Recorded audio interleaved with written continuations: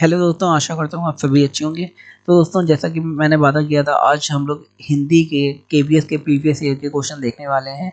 तो ये क्वेश्चन काफ़ी इंपॉर्टेंट होने वाले हैं क्योंकि ये प्रीवियस ईयर में पूछे जा चुके हैं। इसलिए मैं बार बार फोकस कर रहा हूँ प्रीवियस ईयर के ऊपर, क्योंकि ये क्वेश्चन प्रीवियस ईयर के ऑलरेडी पूछे जा चुके हैं और वैसे ही उसी तरीके के क्वेश्चन आने वाले हैं आपके एग्जाम में।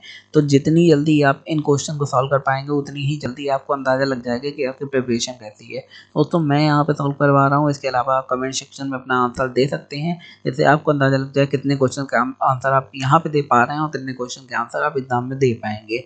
तो बिना देरी के चलिए स्टार्ट करते हैं। तो सबसे पहला क्वेश्चन हमारा ये है, और अगर आपने मेरा इंग्लिश वाला वीडियो नहीं देखा है, जो सबसे पहले 1 to 10 क्वेश्चन आते हैं, तो मेरे चैनल पर जाके देख लीजिए उस वीडियो को भी। उसके बाद ये वाला स्टार्ट करिए, क्योंकि ये हिंदी का है, वो इंग्लिश का है। तो पहले वो देखिए, उसके बाद यहाँ क्रम वाइज चलिए, आपको आसानी रहेगी। तो दोस्तों, अगर आपने हमारा चैनल सब्सक्राइब नहीं करा, सब्सक्राइब कर लें, बेल आइकन भी दबा दें। तो पहला क्वेश्चन हमारा है, निम्नलिखित विकल्पों में से सही वर्तनी वाले शब्द को चुनिए। तो सही वर्तनी वाला शब्द कौन सा है? उज्ज्वल, उज्ज्वल, उज्ज्वल, उज्ज्वल। तो आपको समझ में आ ही रहा होगा। देखिए, ये कोई टफ क्वेश्चन नहीं है कि सही वर्तनी वाला सब चुनना। ये सिंपल सा क्वेश्चन, उज्ज्वल आपने जने जिंदगी में कितनी बार देखा होगा लिखा हुआ इस टाइप का। तो ये वाला हमारा सही हो जाएगा। तो आगे बढ़ते हैं। क्वेश्चन दिया है, जल्दी चलो, रेखांकित अंश में कौन सा विशेषण है? तो ये जल्दी रेखांकित है, तो इसमें कौन सा विशेषण है? परिमाण बोधक विशेषण है, या अनिश्चयवाचक, या फिर निश्चयवाचक, या फिर क्रिया विशेषण? तो इसमें कौन सा विशेषण है? तो इसका आंसर हो जाएगा क्रिया विशेषण। क्यों होगा आंसर? क्योंकि चलना, खाना पीना सब कुछ क्रिया होती है, और अगर उसमें कुछ जोड़ देते हैं, जैसे मीठा खाना, तो वो खाने की विशेषता हो गई, वो मीठा है खाना। तो वैसे ही चलना एक क्रिया है, और अगर जल्दी लगा देते हैं तो वो जल्दी उसकी एक विशेषता हो गई, तो वो क्रिया विशेषण कहलाता है। अगर यहाँ पे धीरे होता तब भी वो क्रिया विशेषण होता। आगे देखते हैं, इनमें से कौन सा शब्द पर्वत का पर्याय नहीं है? कौन सा शब्द पर्वत का पर्यायवाची नहीं है? तो पर्वत के पर्यायवाची आपने पढ़ ही रखे होंगे ऑलरेडी।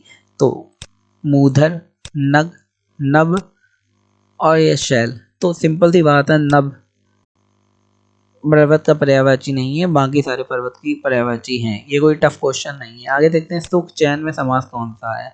सुख चैन में समास पूछा गया आपको कौन सा है? तो कर्मधारय है, द्विगु है, या फिर तत्पुरुष है, द्वंद्व है? अगर समास की आपको बेसिक नॉलेज भी होगी तो आप बता देंगे ये द्वंद्व समास है, क्योंकि यहाँ पे दो शब्द एक साथ आना है, सुख और चैन, तो ये द्वंद्व समास में ही होता है। आगे देखते हैं, छाती पर सांप लौटना मुहावरे का सही अर्थ दिए गए विकल्पों में चुनिए। तो छाती पर सांप लौटना, कष्ट पाना, भयभीत होना, या फिर साहस का काम करना, या फिर ईर्ष्या करना?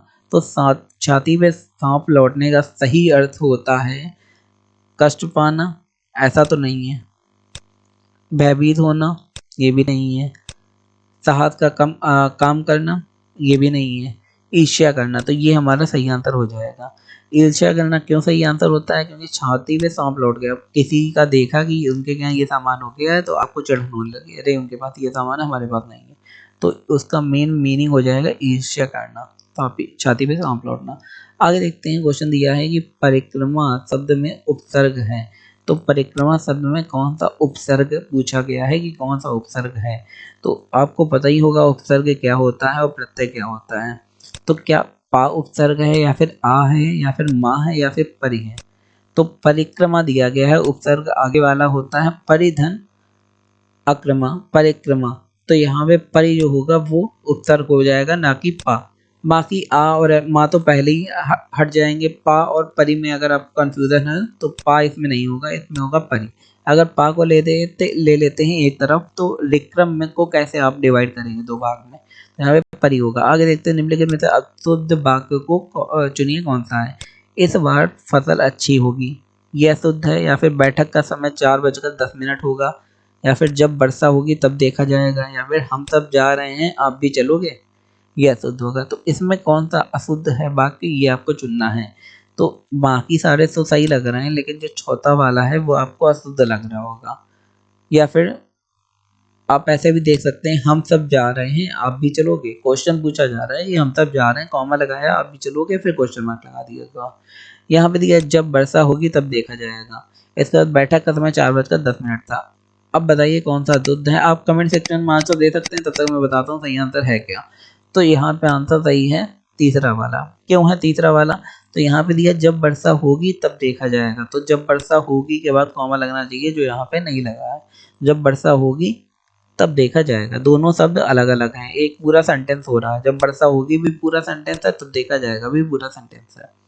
आगे देखते हैं, क्वेश्चन दिया है सिंह वन में रहता है, रेखांकित में कारक कौन सा है। वन में कारक पूछा गया है कि वन में इस पर्टिकुलर में जो भी शब्द है उसमें कारक कौन सा है, तो ये आपको बताना है। तो यहाँ पे दिया गया करण कारक, कर्म कारक, अपादान कारक या अधिकरण कारक। तो वन सिंह वन में रहता है, तो सिंह का अधिकार वन में है, अधिकरण कारक यहाँ पे सही आंसर आपका हो जाएगा। आगे देखते हैं विद्वान का स्त्रीलिंग क्या होता है। ये क्वेश्चन काफी बार पूछा जा चुका है और ज्यादा बताने की जरूरत नहीं है, विदुषी होता है विद्वान का स्त्रीलिंग, और ये सिंपल से क्वेश्चन आना है। अब की बार का लेवल थोड़ा टफ रहेगा इससे, और आप उसी हिसाब से तैयारी करेंगे। तो अगर आपको पूरी तैयारी करनी है अच्छे से फ्री में, और मैं काफ़ी रिसर्च करके जो भी क्वेश्चन है वीडियो लाता हूँ, काफ़ी रिसर्च करने के बाद लाता हूँ, इसलिए हमारे चैनल को सब्सक्राइब शेयर लाइक जरूर कर दें, जैसे आपकी और आपके परिवार वालों की तैयारी अच्छे से हो सके और आप निकाल सकें ये, क्योंकि आखिरी मौका है, इसके बाद कब मौका आएगा कुछ पता नहीं, बड़ी मुश्किल तो मैं कहती है ये। आगे देखते हैं शाखा का बहुवचन क्या होगा। शाखा पेड़ की शाखा, सिंपल सी बात है, उसी की बात हो रही होगी, तो बहुवचन क्या शाखाएं होगा या फिर शाखियाँ होगा या फिर शाख होगा या शाखे होगा। तो यहाँ पे हो जाएगा शाखाएं, तो शाखा का बहुवचन शाखाएं हो जाएगा। देखिए क्वेश्चन कितना सिंपल आ रहे हैं, बड़ा सिंपल पेपर आता है। तो दोस्तों अगर आपने अभी तक सब्सक्राइब नहीं करा कर लीजिए, मैं फिर कह रहा हूँ, जिससे आपको आने वाले टाइम पर तैयारी आपकी पूरी हो सके। धन्यवाद।